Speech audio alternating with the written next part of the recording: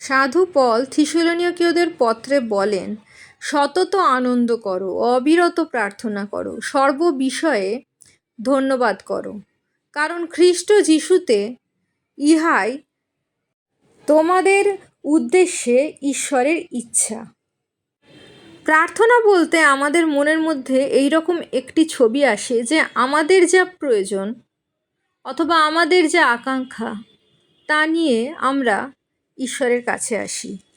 কিন্তু আমরা যদি ভেবে দেখি যে প্রভু যীশু যখন ক্রুশে আরোহণ করেছিলেন, তিনি আমাদের সকল নেতিবাচক অর্থাৎ পাপ, দুঃখ, দারিদ্রতা, রোগ, দুর্বলতা, পরাজয়, হীনমন্যতা সকল কিছু নিয়ে তিনি ক্রুশে আরোহণ করেছিলেন এবং তার যা সকল কিছু ভালো ইতিবাচক তা তিনি আমাদের দান করে দিয়ে গেছেন।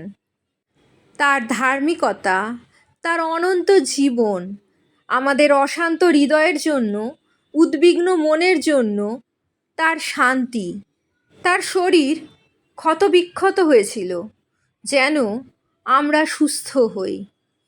তিনি তো সব কিছুই আমাদের দিয়ে গেছেন। তাহলে আমরা নতুন করে তার কাছে প্রার্থনায় কি চাইব? মথে লিখিত সুসমাচার 6 অধ্যায় 33 পদে প্রভু যীশু বলেন, কিন্তু তোমরা প্রথমে তার রাজ্য ও তাহার ধার্মিকতার বিষয়ে চেষ্টা করো, তাহা হইলে ওই সকল দ্রব্যও তোমাদিগকে দেওয়া হইবে। ঈশ্বরের রাজ্য যা বিস্তার করতে প্রভু যীশু এসেছিলেন, ঈশ্বরের ধার্মিকতা যা একমাত্র প্রভু যীশুর কাছ থেকে আমরা লাভ করতে পারি। আমরা যখন প্রভু যীশুকে বিশ্বাস করি, তার বাক্যে থাকি, তার সাথে সময় কাটাই পিতা ঈশ্বরের সান্নিধ্যে, তখন আমরা ঈশ্বরের রাজ্য এবং তার ধার্মিকতার অন্বেষণ করি। সাধু পল বলেন, অবিরত প্রার্থনা করো।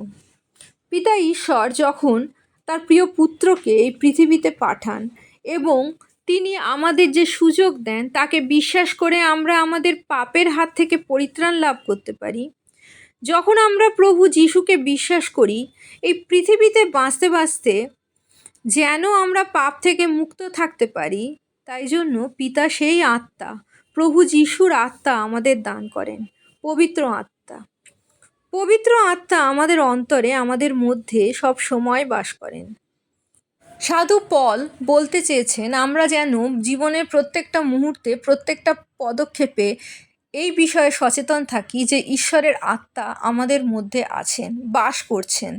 তিনি আমাদের কাজ সকল দেখছেন এবং আমরা তার আজ্ঞা পালন করে চলার চেষ্টা করি, তার সাথে আলোচনা করে জীবনের পদক্ষেপগুলো ফেলি। তার সেইভাবেই আমরা অবিরত প্রার্থনায় রত থাকতে পারি।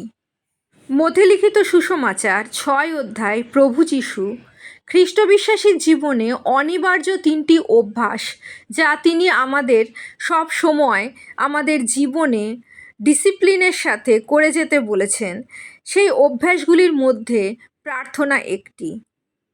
তিনি বলেছেন, আর তোমরা যখন প্রার্থনা করো তখন কপটীদের ন্যায় হইও না, কারণ তাহারা সমাজগৃহ ও পথের কোণে দাঁড়াইয়া লোক দেখানো প্রার্থনা করিতে ভালোবাসে। আমি তোমাদিগকে সত্য বলিতেছি, তাহারা আপনাদের পুরস্কার পাইয়াছে। কিন্তু তুমি যখন প্রার্থনা করো তখন তোমার অন্তরাগারে প্রবেশ করিও, আর দ্বার রুদ্ধ করিয়া তোমার পিতা যিনি গোপনে বর্তমান তাহার নিকটে প্রার্থনা করিও। তাহাতে তোমার পিতা যিনি গোপনে দেখেন তিনি তোমাকে ফল দিবেন। একথা ঠিক যে আমরা যখন মিলিত হই পিতা ঈশ্বরের, প্রভু যীশুর আরাধনার জন্য পবিত্র আত্মার সহভাগিতায়, তখন আমরা গান, আরাধনা, প্রার্থনায় রত থাকি। কিন্তু আমাদের নিজেদের কিছু ব্যক্তিগত সময় আমাদের ঈশ্বরের উপস্থিতিতে কাটানোর আজ্ঞা প্রভু যীশু দিয়ে গেছেন। আমরা অবশ্যই পবিত্র আত্মা সম্পর্কে সজাগ থাকব, জীবনের প্রত্যেকটা পদক্ষেপে তার সাথে আলোচনা করে, তার কাছে প্রার্থনা করে পদক্ষেপ ফেলার চেষ্টা করব। কিন্তু প্রভু যিশুর আজ্ঞা অনুযায়ী আমরা অবশ্যই আমাদের কিছুটা সময়, নিজের সময় শুধুমাত্র পিতার সাথে কাটাবো। আমাদের নালিশ, আমাদের অভিযোগ, আমাদের চাহিদাগুলো শুধু এনে নয়, আমরা এই জন্য পিতার সাথে কাটাবো কারণ আমরা তার সন্তান। যেমন আমাদের সন্তানদের সাথে সময় কাটাতে বা তাদের কাছে বসতে, তাদের সহভাগিতা আমাদের ভালো লাগে, ঠিক তেমনই যখন আমরা পিতার কাছে আসি, তার চরণতলে বসে বলি, পিতা এই আমি তোমার কাছে এসেছি, তিনিও আমাদের সেই সহভাগিতায় আনন্দ পান। তার সৃষ্ট সন্তান আমরা।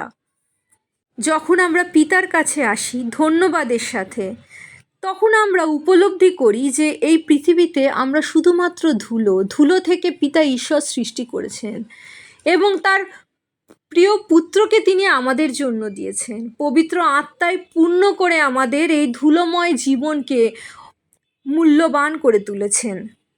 এই জ্ঞান, এই উপলব্ধি আমাদের নম্র করে। আর আমরা আরেকটি প্রলোভন এই পৃথিবীতে থাকতে যে প্রত্যেকটা মানুষ সম্মুখীন হয় তার ঊর্ধ্বে উঠতে পারি, সেটি হলো অহংকার, দর্প। যেমন আমরা দেখেছিলাম আগের ভিডিওতে, মানুষ এই পৃথিবীতে বাঁচতে গেলে 3টি অভিলাষের শিকার হয়: মাংসের অভিলাষ, চক্ষুর অভিলাষ, জীবিকার দর্প। আমাদের যে স্থান আমরা সমাজে ধরে রেখেছি, আমরা নিজেরা মনে করি সেই আমাদের কাজের মাধ্যমে, আমাদের পারফরমেন্সের মাধ্যমে আমরা তা উপার্জন করেছি। কিন্তু আমরা যদি ভাবি যে আমরা এক মুহূর্তের মধ্যে মাটিতে মিশে যেতে পারি, তখন আমরা উপলব্ধি করব আমাদের জীবনের প্রত্যেকটা মুহূর্ত ঈশ্বরের দান এবং তার অনুগ্রহ ছাড়া আমাদের জীবনে বেঁচে থাকার কোনো উপায় নেই। আমাদের জীবিকার দর্প বা আমাদের সমাজে যে স্থানে আমরা আছি তার দর্প থেকে আমরা মুক্ত হতে পারবো। আমরা জানি যখন প্রভু যীশু 40 দিন উপবাস করেছিলেন, তখন শয়তান তাকে পরীক্ষা করেছিল।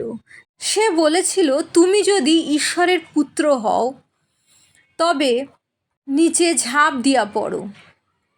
প্রভু যীশু ঈশ্বরের পুত্র ছিলেন, তিনি জানতেন, কিন্তু শয়তানের প্রলোভনে তিনি পা দেননি। তিনি বলেছিলেন আমরা পিতা ঈশ্বরের পরীক্ষা করতে পারি না। তিনি শয়তানকে পরাজিত করেছিলেন। ঠিক তেমনই আমাদের সমাজে আমরা যেখানে বাস করি, আমাদের যে পজিশন আছে, তা যখন আমরা উপলব্ধি করি যে আমাদের নিজের কর্মের ফল নয়, বরং ঈশ্বরের অনুগ্রহ, এবং আমরা যা কিছু তা নিয়ে পিতার কাছে আসি, পিতার চরণে আসি, নিজেদের সমর্পণ করি, প্রার্থনায় রত থাকি, তখন আমরা এই যে প্রলোভন, জীবিকার দর্প, তার থেকে নিজেদের মুক্ত করতে পারি। প্রভু যিশুর নামে জয়যুক্ত হতে পারি। প্রভু যিশুর জয় হোক।